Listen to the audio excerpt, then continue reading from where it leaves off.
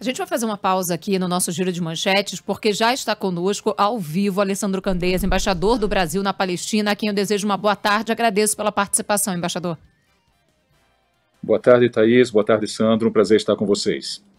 Embaixador, mais cedo a gente conversou aqui no Grupo Bandeirantes com alguns brasileiros que estão nessa fila, né, aguardando para voltar ao país, familiares também, e já estavam nessa lista da embaixada. O que a gente pode dizer para eles? Já há uma expectativa de data para que eles possam, de fato, pegar esse voo e seguir em direção ao Brasil? Nós estamos falando do grupo, correto? Porque hoje nós conseguimos, felizmente, evacuar um primeiro grupo de 32 brasileiros da Cisjordânia. Na Cisjordânia há ainda algum interesse de brasileiros que moram na região, que estão preocupados com o crescimento da violência na região, mas o foco realmente do nosso trabalho e da nossa preocupação são os 34 brasileiros de Gaza. Há 3 semanas nós estamos tentando de todas as formas retirá-los pelo sul de Gaza, fronteira com o Egito, cidade de Rafah. Hoje, pela primeira vez, depois de 3 semanas, a fronteira foi aberta para a saída de pessoas. Essa fronteira estava fechada até hoje. Hoje saíram 81 pessoas com graves problemas, enfim, que foram afetados, né, pelos bombardeios, enfim, graves problemas de saúde e que não conseguem ser mais tratados nos hospitais de Gaza, porque os hospitais ou foram bombardeados ou estão sem energia. Então saíram esse primeiro grupo e além dessas 81 pessoas, há 400, um pouco mais de 400, quase 500 estrangeiros. Esse é o primeiro grupo de estrangeiros que foi autorizado a sair de Gaza. Nós tínhamos a expectativa de que os brasileiros estivessem nessa primeira lista, eles não estão. Amanhã, no dia seguinte, enfim, nos próximos dias, nós temos a informação de que Israel e Egito autorizarão a saída, né, de várias outras centenas de pessoas. Então, esse é todo o nosso esforço, nós estamos negociando com Egito, com Israel e com outros atores aqui da região, para que os brasileiros sejam incluídos nessas próximas listas. Embaixador, como o senhor falou, né, são pessoas de outras nacionalidades, dupla nacionalidade, são pessoas, por exemplo, os brasileiros, pelo menos a grande maioria, vão sair de Gaza e já existem vários governos com esquemas montados para que essas pessoas sejam levadas para o seu país de origem. O Brasil já vem falando, tem avião destacado para isso, tem todo o transporte pronto, desde ali das cidades de Gaza até o aeroporto no Egito. E tem os refugiados palestinos, é uma outra situação. O senhor falou aí de 400 a 500. Quem é que decide essa lista? Pelo menos dá a entender pra gente que o Egito, como essas pessoas não vão ficar lá, é uma negociação um pouco mais fácil. Dá pra dizer que falta Israel autorizar cada nacionalidade? Sem dúvida. Essa fronteira, a segurança dessa fronteira é objeto de uma coordenação muito estreita entre Egito e Israel. Essa é uma das fronteiras mais sensíveis do ponto de vista de segurança do mundo, né? Por ela transitam grupos irregulares, enfim. Então, Egito tem, enfim, desde o acordo de 78 assinado com Israel, o Egito é um aliado de Israel em termos de segurança, na construção da paz da região.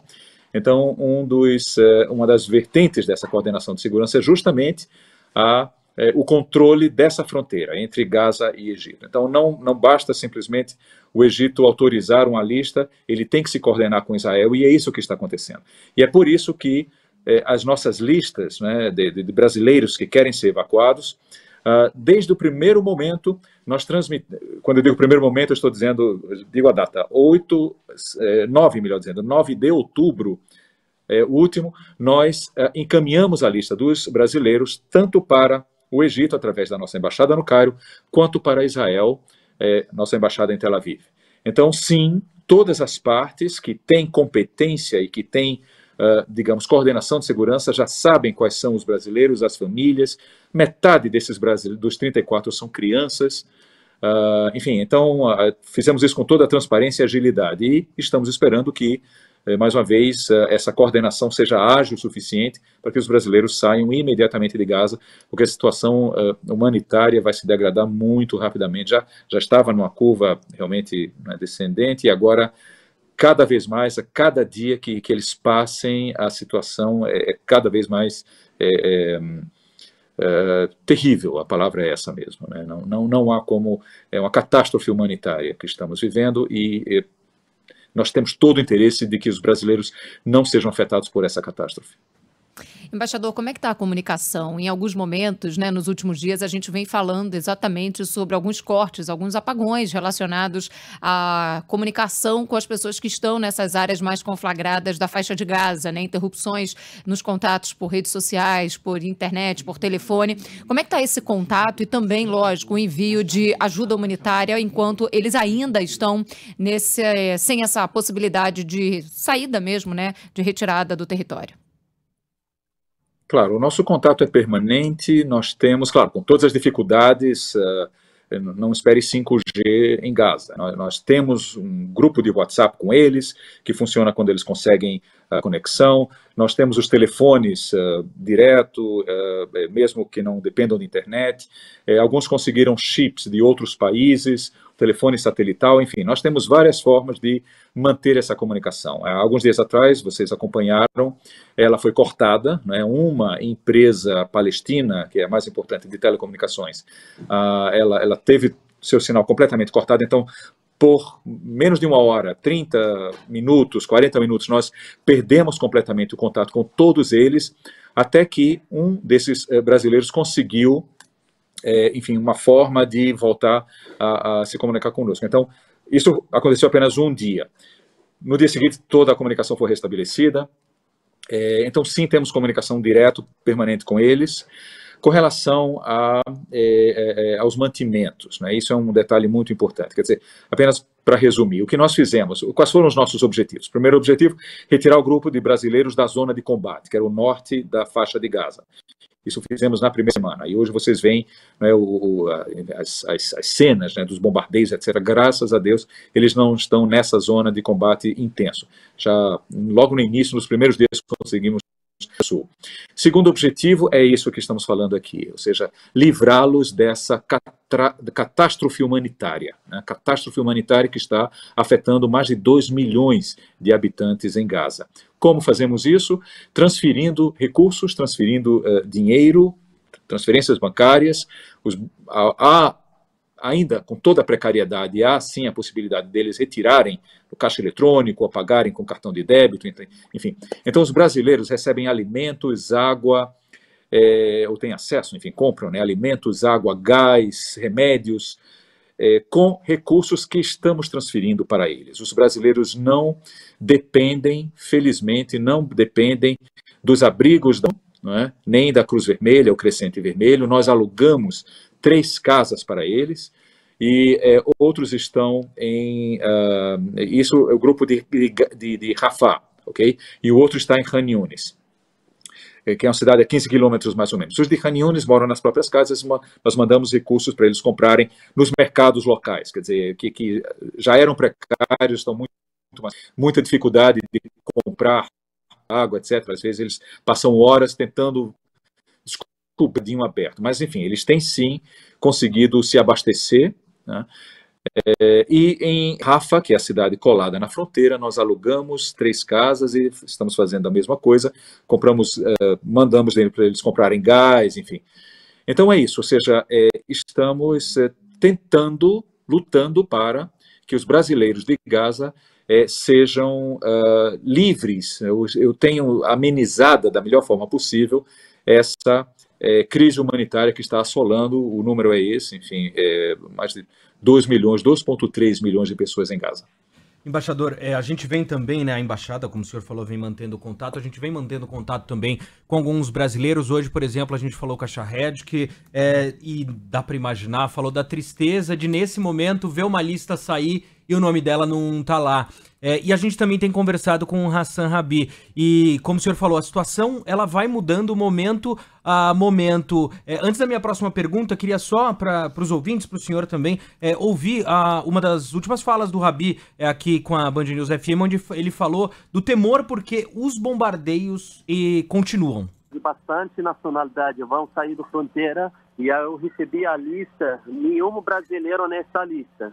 Gostaria muito que o governo brasileiro faça reforço com a utilidade do Israel e a utilidade do Egito para resgatar os brasileiros. E a gente está vivendo agora um terror sem conexão, sem ligação locais. A gente não sabe o que está acontecendo. Bem, a noite passada teve muito bombardeio no lado. Esse ponto é importante, né, embaixador? Como o senhor falou, esse contato continua, né, com o Egito, com Israel.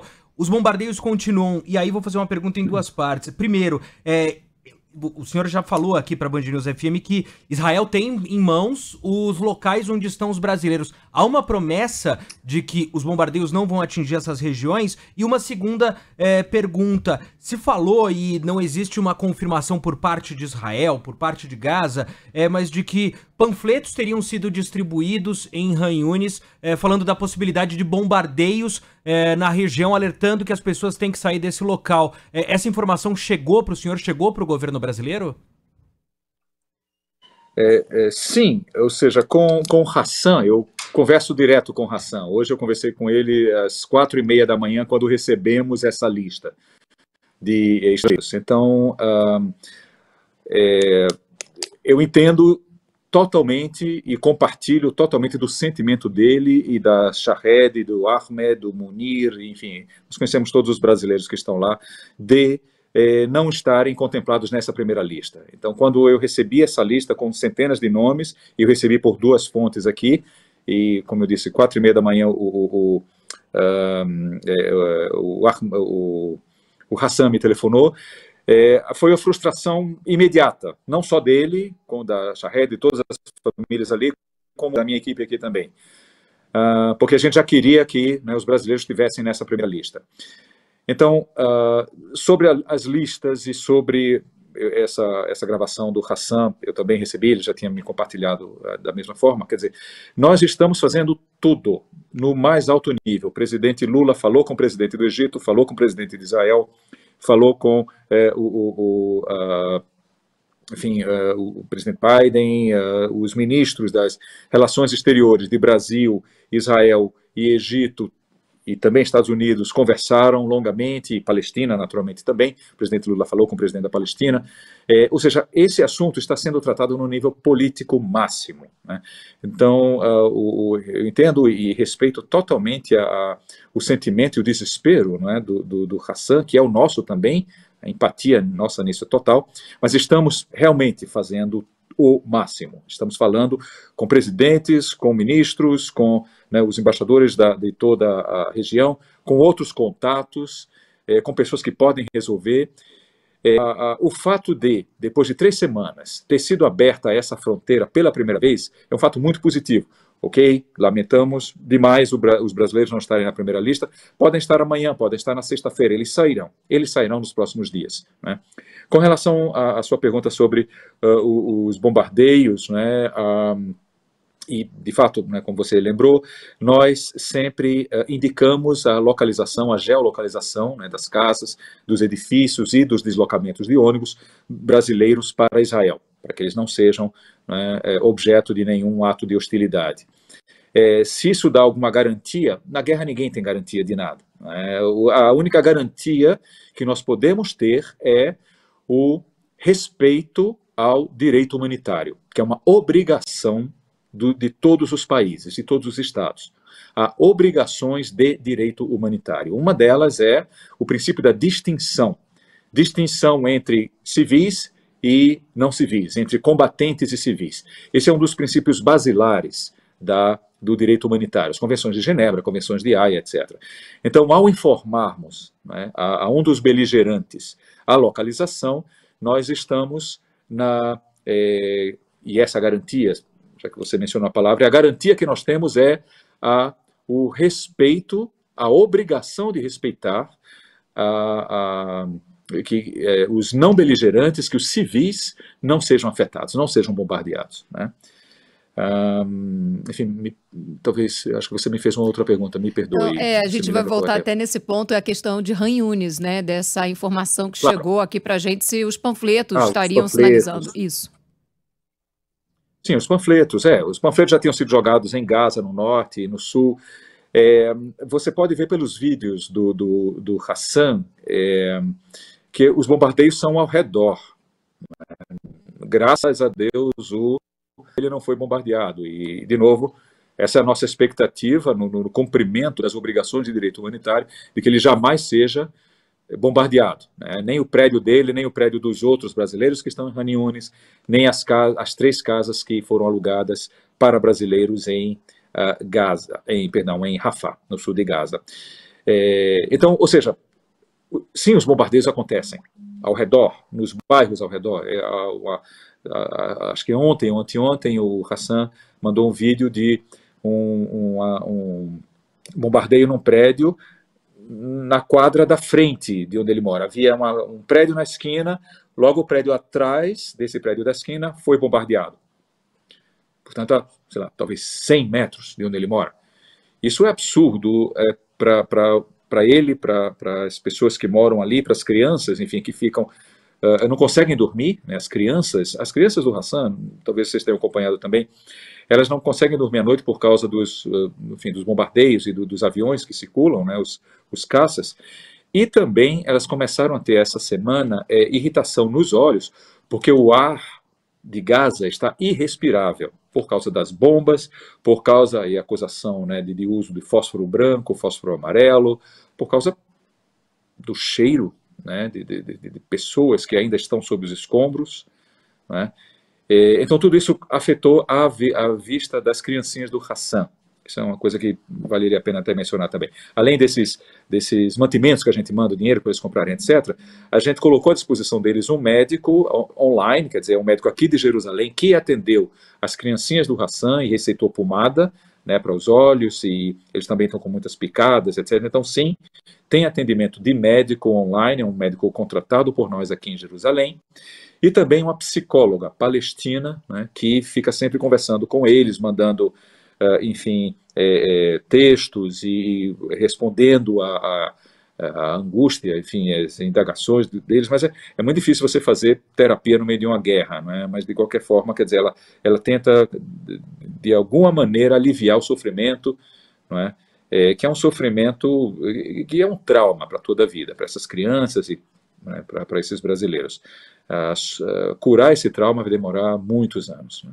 Mas estamos do nosso lado aqui, tentando oferecer tudo que eles possam, não só do ponto de vista material, mas também, né, médico e psicológico. Embaixador, só para finalizar, então, para dizer, né, para essas pessoas que estão nessa região, as negociações estão em andamento, mas não dá para cravar uma data de liberação da fronteira para os brasileiros e seus parentes que aguardam essa permissão. Correto, né? Cravar não dá, e por isso nós estamos desde o dia 9 de outubro prontos para atravessar essa fronteira. Quer dizer, a logística disso já está pronta e todo dia é um exercício de sobrevivência e de vitória sobre a frustração, né, de resiliência ou de resistência a essa frustração.